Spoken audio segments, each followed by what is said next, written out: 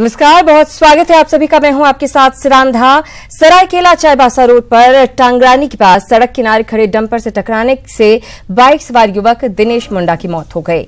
दिनेश मुंडा DRDA विभाग में दैनिक वेतनभोगी ड्राइवर था। वो बाइक से चाईबासा जा रहा था, तभी उसकी गाड़ी डंपर से टकरा गई और वो गिर पड़ा। तभी सामने से आ रही अन्य गाड़ी ने उसे कुचल दिया, जिससे उसकी मौत हो गई। और रघुवर सरकार ने चालू वित्तीय वर्ष के अंत में लगभग 10,000 करोड़ की रकम सरेंडर कर दी, जबकि कई विभागों की रकम पीएल अकाउंट में रख दी गई। देखिए ये रिपोर्ट।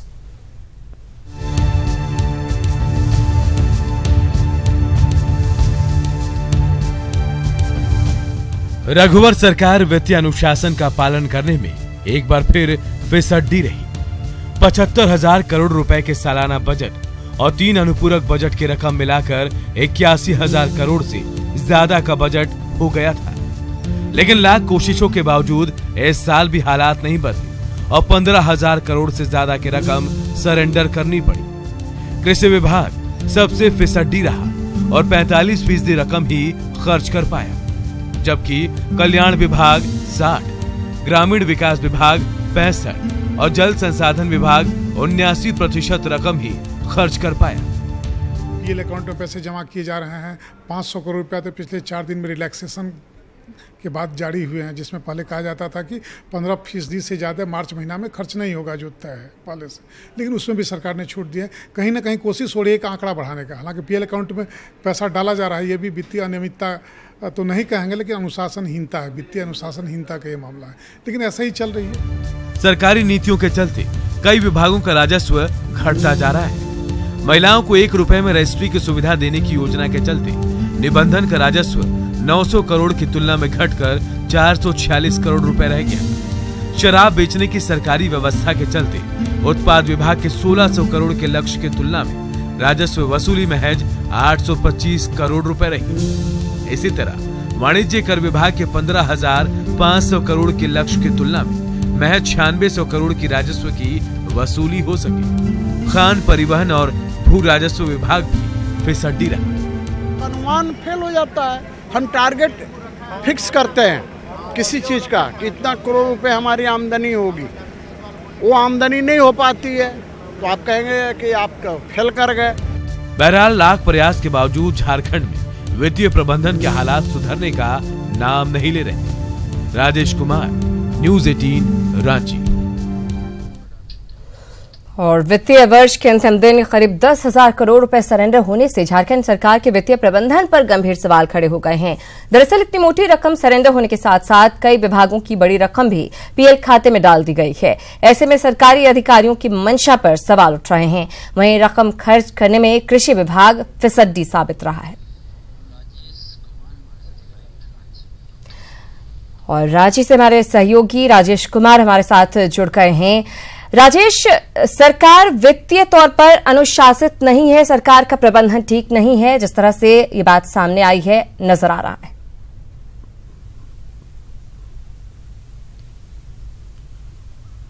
देखिए, हम इसलिए ऐसा कहेंगे क्योंकि सरकार की कोशिश रही है कि आरंभ से ही बजट पर काम किया जाए।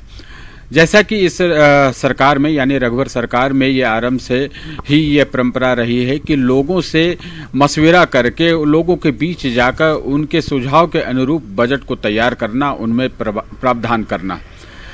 और सरकार जनवरी माह में ही बजट पेश कर देती है, इसलिए कि 1 अप्रैल से शुरू होने वाले वित्तीय वर्ष के लिए कोई वेट न करना पड़े, क्योंकि बजट को पारित कराना ही उद्देश्य सरकार का नहीं होता है, बल्कि उसे अप्रूव भी कराना पड़ता है और एजी से भी अप्रूव कराना पड़ता है। कई औपचारिकताएं होती है, इसलिए पहले बजट पेश करने की मंशा सरकार की रही है, जो ठीक भी रही है। लेकिन इसका लाभ मिलता तभी इसके बहुत सफल माना जाता, क्योंकि जो स्थितियां हैं पिछले 2-3 साल से, इस साल भी वो ऐसी ही नजर आई, क्योंकि 1 अप्रैल से शुरू होकर 31 मार्च तक जो वित्तीय वर्ष चलता है वो इस लिहाज से महत्वपूर्ण होता है कि आप 1 अप्रैल से योजनाओं पर काम करना शुरू कर दे। लेकिन इस बार भी ऐसा नहीं हुआ। सरकार के दावे जो है पूरी तरह सफल नहीं हो पाए। कई विभागों के जो परफॉर्मेंस है वो अच्छे नहीं रहे, जिस कारण से राशि सरेंडर करनी पड़ी।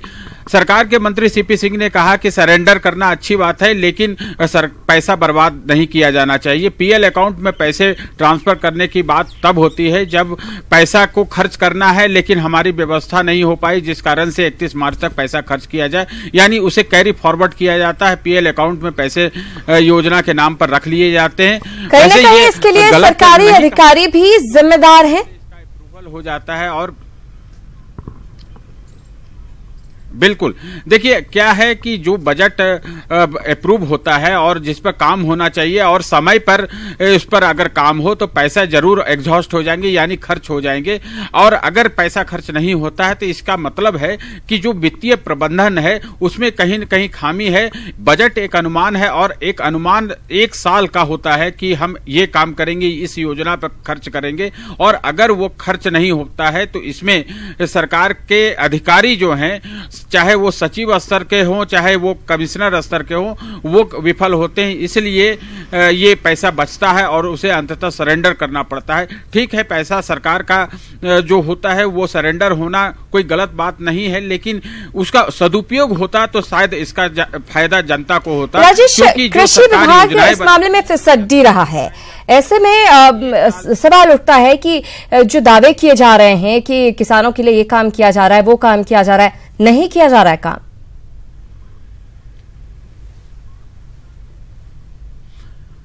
हाँ देखिए, पैसा नहीं खर्च हुआ इसका मतलब है कि सरकार ने जो तय किया था, जो योजनाएं बनाई थी, उस हिसाब से सरकार काम नहीं की और या उसका तंत्र उस तरीके से काम नहीं कर पाया। कृषि विभाग चूंकि यहाँ पर एक बड़ा सेक्टर है, झारखंड कृषि प्रधान राज्य है और यहाँ पर कृषि पर आधारित एक बड़ी आबादी रहती है। अगर उनकी योजनाओं पर सरकार ने समय पर काम नहीं किया और उसके पैसे बच गए तो इसका अर्थ ये लगाया जा सकता है कि किसानों के हित में जो सरकार दावे करती है कि वो काम करेगी, तो वो उसमें कहीं न कहीं कमी आई है, कहीं अपने लक्ष्य को पूरा करने में सरकार नाकाम रही है। शुक्रिया राजेश इस जानकारी के लिए। फिलहाल रुक करेंगे अगली खबर की ओर।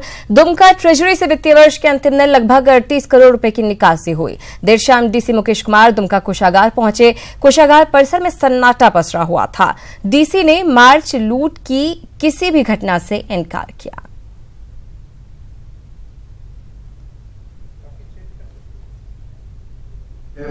जमा किए गए टोटल बिल जो है 5 की संख्या तकरीबन 550 रही और 38 करोड़ रुपए की राशि की निकासी अभी तक की जा चुकी है। तो बहुत छोटे अमाउंट वाले कुछ एक बिल बचे हुए हैं। लगभग 38 करोड़ की राशि की निकासी 31 मार्च को की गई विभिन्न विभागों के द्वारा। अब एक जार्गन है, बेसिकली एक रेटोरिक के तौर पे जो है।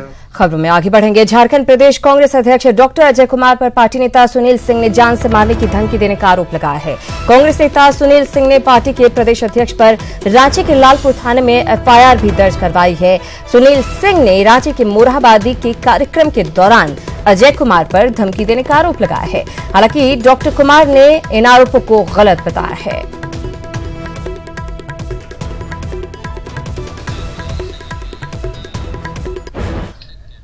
और जमशेदपुर शहर की सड़कों पर शराब के नशे में चूर एएसआई ने घंटों तांडव मचाया। इससे पूरे इलाके में अफरा तफरी मच गई। नशेरी एएसआई की ये करतूत न्यूज 18 के कैमरे में कैद हो गई। ये पूरा वाकया साक्षी के पुराना कोर्ट परिसर के पास हुआ।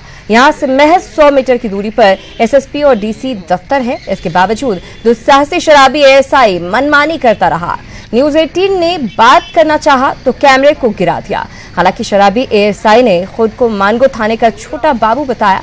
इतना ही नहीं, शराबी एएसआई ने जमशेदपुर के एसएसपी को भी खूब कोसा और कहा कि उसे किसी से डर नहीं लगता। बाद में उसे थाने ले जाया गया।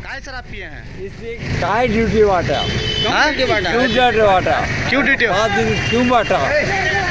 आपको एसपी हटा देगा, सस्पेंड कर देगा तो कर दे। मेरे एक साल तक नौकरी बचा हुआ। आपको डर नहीं है एसपी का? नहीं है डर।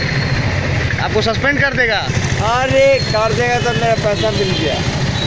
ऐसी शराब पियेंगे आप? तो क्या करेंगे? मेरे गोली लेगा, खाएगा क्या? गोली खाएगा? अरे तो आप ड्यूटी के टाइम में शराब काहे पिए हैं? एसपी खाएगा गोली। तो आप ड्यूटी के टाइम शराब क्यों पिए हैं? तो क्यों? एसपी खाएगा गोली। नहीं, शराब पीना मना है ना जी ड्यूटी के टाइम। क्यों? एसपी नहीं पीता।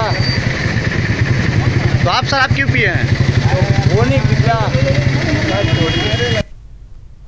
तो देखा आपने शराबी एएसआई की करतूत। जमशेदपुर की सड़कों पर रात के वक्त ड्यूटी के दौरान शराब के नशे में इधर उधर घूमता हुआ ये नजर आया। शराबी एएसआई एसपी को बहुत ही बुरा भला कहता हुआ नजर आया है। ये कहता हुआ नजर आया, मैं शराब पीता हूं तो क्या एसपी शराब नहीं पीता। ये तस्वीरें आप देखिए, जमशेदपुर की सड़कों की तस्वीरें। शराबी एएसआई किस तरह से शराब के नशे में धुत होकर भटक रहा है। क्या ऐसे ड्यूटी होती है? हम क्या नाम है आपका? आपका नाम? मेरा अरुण कुमार है। अरुण कुमार। चलना है आपको, जो करना है कबाड़ लीजिएगा। आप देख सकते हैं कि लौ नगरी जमशेदपुर शहर जो है, जहां जिला प्रशासन की ओर से कितने से दिखाया जाता है। आप देख रहे हैं शराब पी के नशे में किस तरह कर रहे हैं। और क्या नाम है आपका, बताइए क्या नाम है आपका? अरुण कुमार। कौन थाना में है? कौन थाना में है? देख रहे हैं आप? कौन थाना में है? झारखंड पुलिस में। खबरों में आगे बढ़ेंगे। धनबाद कोयलांचल के लिए राहत भरी खबर है। धनबाद से सिजुआ के बीच 10 किलोमीटर तक डीसी रेल लाइन को चालू करने की अनुशंसा की गई है। दरअसल धनबाद रेल मंडल के डीआरएम एमके अखौरी और पूर्व मध्य रेलवे के चीफ ट्रैक इंजीनियर ने डीसी रेल लाइन का जायजा लिया, जिसमें सिजुआ तक रेल लाइन को दुरुस्त पाया गया। रेलवे बोर्ड की मंजूरी मिलते ही मालगाड़ी चलाकर इसका ट्रायल किया जाएगा। सब कुछ ठीक होने के बाद सवारी गाड़ी भी चलाई जाएगी। डीसी रेल लाइन 15 जून से बंद है। हालांकि डीसी रेल लाइन चंद्रपुरा से सोनारडीह के बीच रेल लाइन चालू है। तो हम लगता है कि हम कतरास तक गाड़ी पहुंचा सकेंगे, लेकिन कतरास के आगे जो इलाका है तितुलिया हॉल्ट के पास, वो पेचीदा है, उसमें देखना पड़ेगा। तो ये है फिलहाल स्थिति। और ये सबका उद्देश्य सिर्फ इतना है कि डाइवर्सन कहें, जो कि एक परमानेंट व्यवस्था होगी, वो तो हम उस पर तो काम कर ही रहे हैं। तो फाइनली लाइन को डाइवर्ट तो करना ही है। हम लोगों का अटेम्प्ट सिर्फ यही है कि जब तक डाइवर्सन का काम चल रहा है, जिसमें कि समय लगेगा, तो उस बीच के इंटरिम पीरियड में एक सुविधा यहाँ पर चलती रहे। और जब डाइवर्सन हो जाता है तो उस मुताबिक फिर गाड़ियाँ उधर से चलेंगी, फिर इनको छोड़ दिया जाएगा। धनबाद रेल मंडल के नाम बड़ी उपलब्धि दर्ज हुई है। देश के 68 रेल मंडलों में माल ढुलाई के मामले में धनबाद को दूसरा स्थान मिला है। पिछले साल के 111 मिलियन टन की तुलना में धनबाद रेल मंडल ने साल 123 मिलियन टन माल ढुलाई कर यह उपलब्धि हासिल की। इसके लिए धनबाद रेल मंडल को 1 लाख रुपए का इनाम भी दिया गया है।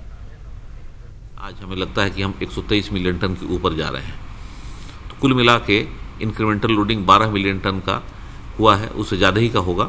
और ये अपने आप में एक बहुत बड़ा अचीवमेंट है, जिसके लिए कि हमारे मंडल के प्रत्येक कर्मचारी, जिन्होंने गर्मी में, जाड़ा में, बरसात में, जब भी मैंने कहा, जहाँ कहा, जिस प्रकार से कहा, लोगों ने काम किया है, तो वो सबके बधाई के पात्र हैं। और उनके सहयोग के बिना ये संभव नहीं था।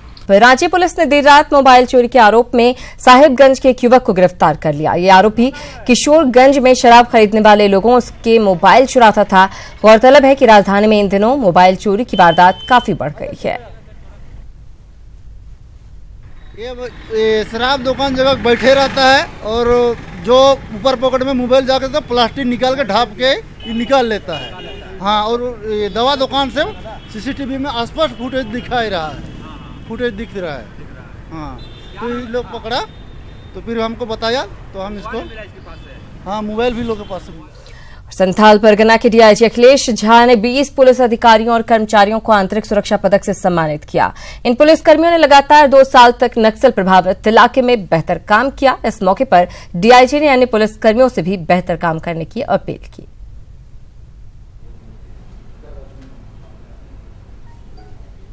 जो सेवा पुलिस पदाधिकारी एवं कर्मी दिए हैं, उनको पुलिस आंतरिक सुरक्षा पदक प्रदान किया जाता है। उसी क्रम में संथाल परगना क्षेत्र से 20 पदाधिकारी एवं कर्मी को इसके लिए चयनित किया गया था, जिसमें से जो 14 उपलब्ध हुए हैं विभिन्न जिलों से, उनको आज आंतरिक सुरक्षा पदक प्रदान किया गया है। और कोडरमा में मतदान के जरिए झारखंड बाल पंचायत का गठन किया गया, जिसमें चंपा कुमारी को मुखिया और मिलन पांडे को सचिव के साथ साथ 11 सदस्यों का चुनाव किया गया। मंत्री नीरा यादव ने चुने हुए प्रतिनिधियों को प्रमाण पत्र दिया। ये कमेटी दिल्ली में होने वाली राष्ट्रीय बाल महापंचायत में झारखंड का प्रतिनिधित्व करेगी, जिसमें बच्चों से जुड़ी समस्याओं पर चर्चा होगी। ये राज्य प्रतिनिधि दिल्ली में होने वाली जो राष्ट्रीय बाल महापंचायत में वहाँ भाग लेने जा रही है और मुख्य रूप से ये चुनित प्रतिनिधियों की जिम्मेवारी होगी कि राज्य की समस्याएं, राज्य के बच्चों की अवस्थाओं पर जो है राष्ट्रीय स्तर में अपनी बातों को रखेंगे। बच्चों को हम स्वतंत्रता नहीं देते हैं तब तक उन्हें आगे नहीं बढ़ा पाते हैं और बाल संसद के द्वारा जब इन्हें हम अलग अलग नामों से उन्हें आगे बढ़ाते हैं तो उनके अंदर एक विश्वास जगता है कि हम भी उसका प्रतिनिधित्व कर रहे हैं। धनबाद के गोल्फ ग्राउंड में बीजेपी विधायक राज सिन्हा की ओर से चैत महोत्सव का आयोजन किया गया, जिसमें कृषि मंत्री रणधीर सिंह, बीजेपी सांसद पशुपति नाथ सिंह समेत बड़ी संख्या में बीजेपी नेता मौजूद रहे। इस मौके पर बक्सर और बलिया से आई चैता की टीमों ने आम लोगों का जमकर मनोरंजन किया।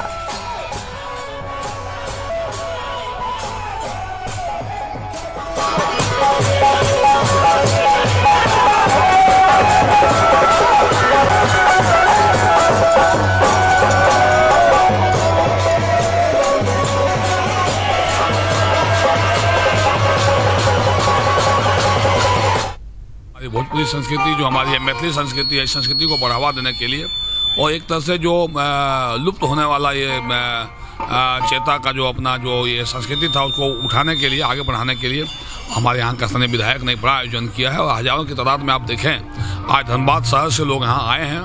तो निश्चित रूप से मैं इसके लिए यहाँ के सभी जनमानस को, हमारे स्थानीय विधायक को, सामान्य सांसदों को मैं बधाई। उधर घाटशिला में न्यूज 18 की खबर का असर हुआ है। न्यूज 18 पर खबर दिखाने के 10 घंटे के अंदर चाकुलिया नगर निकाय के अधिकारियों ने बंद शौचालय का ताला खुलवा दिया। साथ ही जेएमएम की बूथ कमेटी के सम्मेलन में भी यह खबर छाई रही। बहरा गोड़ा के जेएमएम विधायक कुणाल शाडंगी ने इस मामले को जोर शोर से उठाने का दावा किया। 25 लाख के चारे कोने में 4 गो शौचालय इस नगर पंचायत में बन चुका है, लेकिन इस शौचालय अभी भी अधूरा बंद पड़ा हुआ है। इसको खोलने का काम कोई नहीं करा। मेरा पहला प्राउड रहेगा, मैं उपाध्यक्ष बनने के बाद हम इस जो नगर पंचायत में जो शौचालय 25-25 लाख के जनता का जो खून पसीना का पैसा है, इसको कैसे क्या करना है, ये हम आगे रणनीति बढ़ाएंगे। इतने रुपयों के शौचालय बनकर पड़े हुए हैं लेकिन उनका इस्तेमाल नहीं हो पा रहा है। तो इन्हीं चीजों को बदलने के लिए, इन्हीं मुद्दों को लेकर हमारे उपाध्यक्ष पद के उम्मीदवार साधन मल्लिक जी इस व्यवस्था परिवर्तन को लेकर। और मध्य प्रदेश के इंदौर से बड़ी खबर मिल रही है। यहां पर प्लास्टिक फैक्ट्री में आग लग गई है। ये तस्वीरें आपको दिखा रहे हैं। प्लास्टिक फैक्ट्री में आग लगी है। आग की वजह का फिलहाल खुलासा नहीं हो सका है, लेकिन आग बुझाने का काम जोर शोर से चल रहा है।